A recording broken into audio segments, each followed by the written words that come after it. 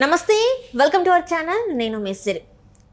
RRR గారి revenge plan, బీజేపీలో YCP కోవట్లో Jagan గారి భారీ స్కెచ్.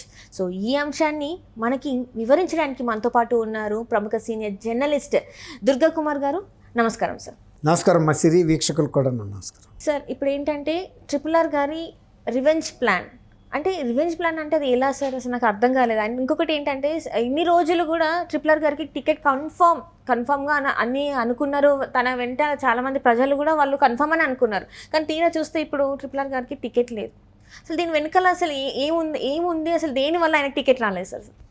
RRR గారు ఆయన చాలా ప్రముఖమైన పారిశ్రామికవేత్త, రాజశేఖర రెడ్డి గారికి అంతరంగికుడు. అంతకుముందు తర్వాత రాజశేఖర రెడ్డి గారికి ఆత్మ అని చెప్పుకునే రామచంద్రరావు గారికి వియ్యంకుడు. స్వతహాగా బాగా డబ్బున్న వ్యక్తి. తర్వాత ఇదివరకు శిరీష్ రాజు గారిని ఉండేవాడు. ఆయనకు కూడా ఈయన దగ్గర బంధువు, మేనల్లుడు ఏదో అవుతాడు. అంటే నేను ఎందుకు చెబుతున్నా అంటే ఇదంతా రాజకీయంగా ఒక ప్రముఖ కుటుంబం నుంచి వచ్చిన వ్యక్తి. తర్వాత ఎంపీగా అయిన తర్వాత కూడా ఢిల్లీలో కూడా ఆయన విందిస్తే వైఎస్ఆర్సీపీ పార్టీలో ఉండి కేంద్ర మంత్రులు, తర్వాత అన్ని పార్టీలకు చెందినటువంటి ప్రముఖులు, ఎంపీలు చాలా విపరీతంగా వచ్చారు. దాంతో జగన్మోహన్ రెడ్డి గారు కూడా షాక్ తిన్నాడంట.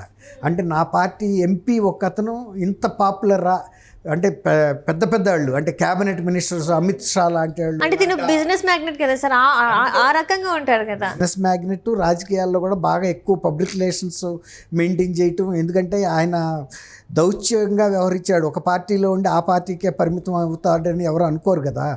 అసలు ఆయన గతంలో తెలుగుదేశం పార్టీ టికెట్ ఇచ్చినా కూడా మళ్ళీ తర్వాత వెళ్ళి వైఎస్ఆర్సీపీలో తీసుకున్నాడు. అప్పటికి ఆయన క్యాలిక్యులేషన్ వేసుకుని తెలుగుదేశం కన్నా వైఎస్ఆర్సీపీ విన్నింగ్ ఛాన్సెస్ ఎక్కువ ఉన్నాయని ఆ రోజు వెళ్ళాడు. అట్లా ఆయన ప్రతిదీ ఒకటి క్యాలిక్యులేషన్లోనే ఉంటాడు. అట్లాగే వైఎస్ఆర్సీపీ పార్టీ ఎప్పుడైతే ప్రజా వ్యతిరేకత ఎదుర్కొంటుందో అప్పుడే పార్టీ ఫిరాయింపు ఆయన అప్పుడే చూపించాడు. దానితోడు జగన్మోహన్ రెడ్డి గారు కూడా వ్యక్తిగతంగా ఈయన మీద కక్ష కట్టాడు. ఈయనకి మోడీ గారు కూడా పార్లమెంట్ హాల్లో కనబడితే కూడా ఈయన పేరుతో పలకరిస్తాడు, దగ్గరికి పిలుస్తాడు, యోగక్షేమాలు అడుగుతాడు, ఏంటి ఎట్లా ఉంది వ్యవహారాలన్నీ. ఈయన ఏదన్నా ఒకటి రెండు పాసింగ్ రిమార్క్స్ కూడా నడుస్తూ చెప్పగలిగినంత చొరవ ఉంది. ప్రైమ్ మినిస్టర్స్ అందరినీ అట్లా దగ్గర తీసుకోరు. ఆ వ్యక్తిత్వం, స్థాయి, డిగ్నిటీ ఉండాలనే పలకరిస్తారు. డిగ్నిటీ లేకుండా అన్నెసరీ విషయాలు ప్రస్తావించే వాళ్ళతో ప్రైమ్ మినిస్టర్ ఆగి మాట్లాడడం. అట్లా ఆయనకి ఆ ఇన్ఫ్లుయెన్స్ చూసిన తర్వాత జగన్మోహన్ రెడ్డి గారికి కూడా ఒక ఇన్సెక్యూరిటీ, అభద్రతా భావం ఏర్పడింది. అంటే నాకన్నా ఎదిగిపోతాడనా? డెఫినెట్గా నాకంతా ఎదిగిపోతాడని కాదు. ఎట్లయినా సరే తనకంటూ ఒక వ్యక్తిత్వం ఉంది. మనం ఢిల్లీలో మనం పార్టీ తరపున చేయించలేని పనులు కూడా అతను చేయించుకోగలడు అని అప్పుడు అతని మీద రిస్ట్రిక్షన్స్ కూడా పెట్టారు. మీరు ఎక్కడ పడితే అక్కడికి వెళ్ళటానికి వీల్లేదు, విజయసాయి రెడ్డిని ఎమ్మడబెట్టుకుని వెళ్ళాల్సిందేను అని. పిఎంఓకి వెళ్ళినా, ఇంకా ఏమన్నా సౌత్ బ్లాక్కి వెళ్ళినా, ఇంకెక్కడికన్నా పెద్ద ఆఫీసెస్కి వెళ్ళేటప్పుడు మీరు ఒంటరిగా వెళ్ళొద్దని. అంటే దాన్ని బట్టి వాళ్ళు ఇన్స్ట్రక్షన్ కూడా చెప్పుంటారు. రఘురామరాజు కనుక వస్తే మీరు ఏ పనులు చేయొద్దని కూడా. ఎందుకంటే అంత ఇన్స్ట్రక్షన్ ఇచ్చిన వాళ్ళు అక్కడ ఎందుకు చెప్పరు? మా విజయసాయి రెడ్డి ఉంటేనే చేయండి, అతను మా పార్టీకి వ్యతిరేకంగా పనిచేస్తున్నాడు కాబట్టి అతను వచ్చినా కూడా మా పార్టీ ఎంపీగా మీరు కన్సిడర్ చేయొద్దని కూడా చెప్పుంటారు. చెప్పినా కూడా ఆయనకి వ్యక్తిగతంగా ఆయన అంత పిచ్చాడేం కాదు కదా. తనంతట తనేం వెళ్ళడు. వెళ్ళదలుచుకున్నప్పుడు బీజేపీ మినిస్టర్స్తో ఫోన్ చేయించుకుని వెళ్తాడు, రెడ్ కార్పెట్ వెల్కమ్ పుచ్చుకుని వెళ్తాడు, పని చేయించుకుని వస్తాడు. ఆయనకి అంత పిచ్చాడా? నేను వెళ్తే చేయనివ్వకుండా వీళ్ళు అడ్డం పడతారు. ఇప్పుడు కూడా అదే ఆయన భావన. ఏంటంటే నాకు ఇక్కడ కోవర్ట్లు ఉన్నారు, ఇతర పార్టీల నుంచి వచ్చి నాకు బీజేపీలోను తర్వాత తెలుగుదేశంలోను సీటు రానివ్వకుండా చేస్తున్నారు. మరీ ముఖ్యంగా బీజేపీలో ఆయన ఎక్కువ బీజేపీలో నుంచి పోటీ చేద్దామన్న ఉద్దేశం. అందులో కూడా ఇప్పుడు జగన్మోహన్ రెడ్డి తన ఇన్ఫ్లుయెన్స్ ఉపయోగించి తనకు అడ్డం పడుతున్నాడు అనే అనుమానం కూడా ఆయనకు బాగా ఉంది.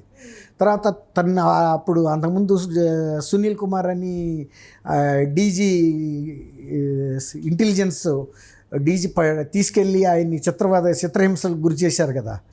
ఆ కక్ష బాగా ఉంది జగన్మోహన్ రెడ్డి మీద. జగన్మోహన్ రెడ్డి గారి కన్నా ఈయన పెద్ద ఆయన కదా. ఆల్మోస్ట్ రాజశేఖర రెడ్డి గారి వయసు ఉంటుంది దీనికి. నన్ను ఒక తండ్రి వయసాడిని ఈ రకంగా చిత్రహింసలు పెట్టించాడు. తర్వాత ఇంకా పైగా డాక్టర్లతో దొంగ రిపోర్ట్లు రాయించాడు. తర్వాత నేను హైదరాబాద్ ఆర్మీ హాస్పిటల్లో చేరితే మళ్ళీ అక్కడి నుంచి కూడా లిఫ్ట్ చేయించడానికి సిఐడి వాళ్ళని పంపించాడు. తను తెలివిగా వేరే రూట్లో నుంచి వెళ్ళిపోయి బేగంపేట ఎయిర్పోర్ట్లో స్పెషల్ ఫ్లైట్ పెట్టుకుని వెంటనే టేక్ ఆఫ్ అయిపోయాడు. లేకపోతే మళ్ళీ కూడా వేసుకుని వెళ్ళిపోవాలని. ఆ రకంగా రామకృష్ణరాజు గారికి బాగా కసి ఉంది జగన్మోహన్ రెడ్డి గారి మీద. కానీ ఏం చేయగలడు, ఆయన చీఫ్ మినిస్టర్, అంతకన్నా ఫ్యాక్షనిస్ట్. ఆయన చూపించాడు కదా, నువ్వు ఒక పార్టీకి ఎంపీ అయినా కూడా నువ్వు పెద్ద ఇండస్ట్రియలిస్ట్ అయినా ఎంత పీకుడు గాడివైనా నిన్ను ఇరగ్గొట్టించగలనని చూపించాడు కదా. ఒక కామన్ మ్యాన్ కన్నా కూడా ఈనంగా చిత్రవత చేశారు సొంత పార్టీలో ఎంపీని. ఇది మొత్తం దేశమంతా తెలుసు, మోడీ గారికి తెలుసు, షాకి తెలుసు, నడ్డాకి తెలుసు, పార్లమెంటు స్పీకర్కి తెలుసు. ఎవరేం చేశారు? హైకోర్టు సుప్రీంకోర్టుల దాకా వెళ్ళి ఇప్పుడు ఆ సునీల్ కుమార్ని ఏం చేయలేకపోయారు, ఈ గవర్నమెంట్ని కూడా ఏం చేయలేకపోయారు కదా. అట్లాంటివి చేసినప్పుడు ఒక్కోసారి బర్తరఫ్ చేసిన సందర్భాలు కూడా ఉన్నాయి గవర్నమెంట్స్నే.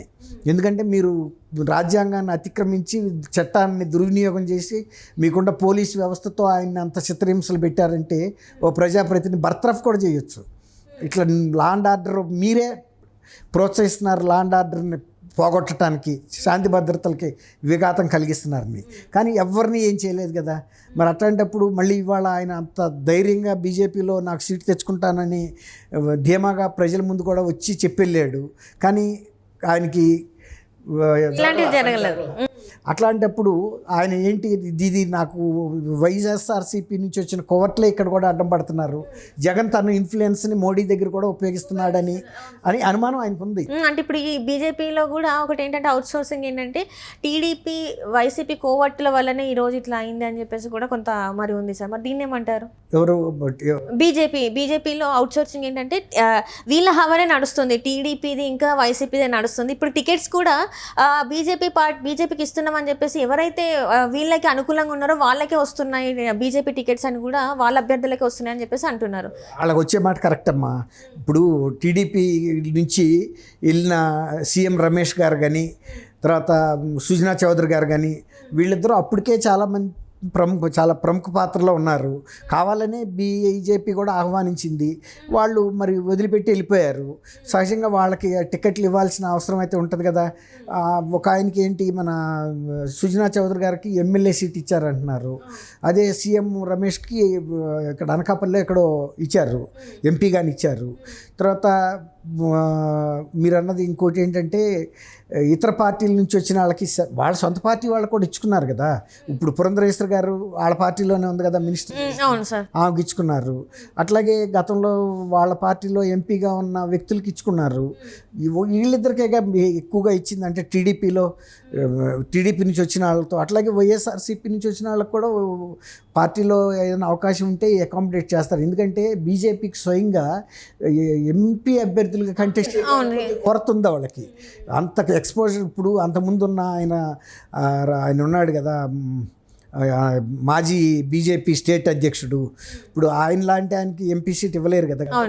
అట్లా కొంతమంది ఉన్నారు అట్లా. కాబట్టి ఇప్పుడు కన్నా లక్ష్మీనారాయణ గారు బీజేపీని వదిలిపెట్టి తెలుగుదేశంలోకి వచ్చాడు. మరి ఆయనకి ఇక్కడ తెలుగుదేశంలో అకామిడేషన్ ఇచ్చారు. బీజేపీకి ఎవరైతే హామీ ఇచ్చి తీసుకున్నారో ఆ రోజున, వాళ్ళని హామీని గౌరవించకపోతే రేపు ఎవరు కూడా పార్టీలో చేరరు. ఈ పార్టీలో చేర్చుకుంటారు కానీ ఆ తర్వాత వాళ్ళ భవిష్యత్తు గురించి పట్టించుకోరన్న ఫీలింగు భారతీయ జనతా పార్టీ లాంటి దానికి వస్తే రేపు చిరకాలం ఆ పార్టీ మనుగడలో ఉండాలి. పరపతి పోయిన తర్వాత కష్టం. ఇప్పుడు బీఆర్ఎస్ పార్టీ ఉంది, ఇప్పుడు ఈయన్ని ఎందుకు నమ్మట్లేదు కేసీఆర్ గారు